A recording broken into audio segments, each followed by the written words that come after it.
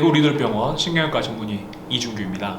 척추관 협착증이란 우리 척추관이라든지 아니면 신경관, 신경근 주변의 관절이나 황색인대의 비후, 두꺼워짐으로 인해서 신경이 압박되어 여러 가지 증상, 복합적으로 나타날 수 있는 증상이 있는데 다리 저림이라든지 이런 증상들을 유발하는 질환을 신경관 협착증이라고 합니다. 주로 이제 보통 양쪽 다리가 저려서 오시는 분들이 많습니다.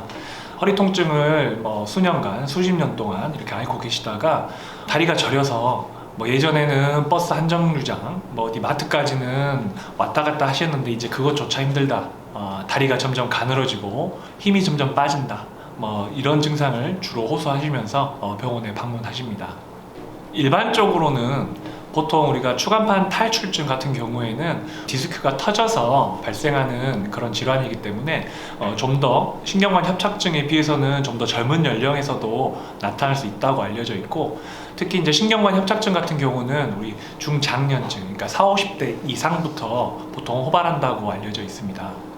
보통 이제 여러 가지 영상 검사를 통해서 신경관 협착증이 진단되고 그에 맞는 증상이 확인이 되었을 때 그렇게 심하지 않고 그런 경우는 약물 치료나 이런 치료를 시행할 수 있겠고, 증상이 좀 더 있는 경우에는 신경관 경막의 신경 차단술이라든지 아니면 풍선 확장술 등등의 비수술적인 처치를 시행할 수 있겠고요.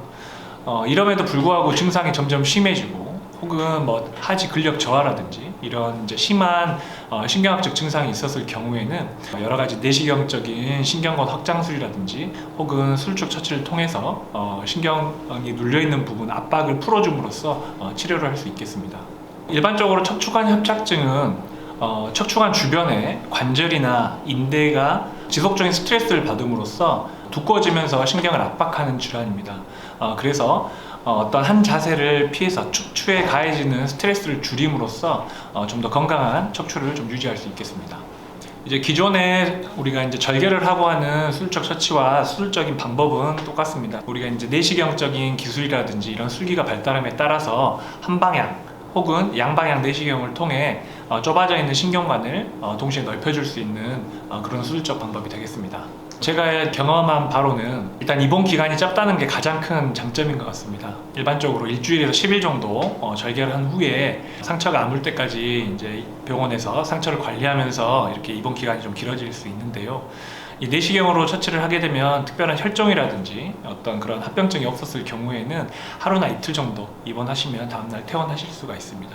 그리고 이제 수술하는 입장에서 하나 더 말씀드리면, 이제 수술하고 나서 이제 가장 걱정되는 게 이제 염증입니다. 이제 외부에 있는 균이 우리 몸속에 들어와서 감염을 일으킬 수가 있는데, 우리가 내시경으로 수술을 진행하게 되면 시야 확보를 위해서 깨끗한 물로 세척을 해주면서 수술을 하기 때문에 이런 감염 빈도가 줄어들 수 있다는 장점도 있겠습니다.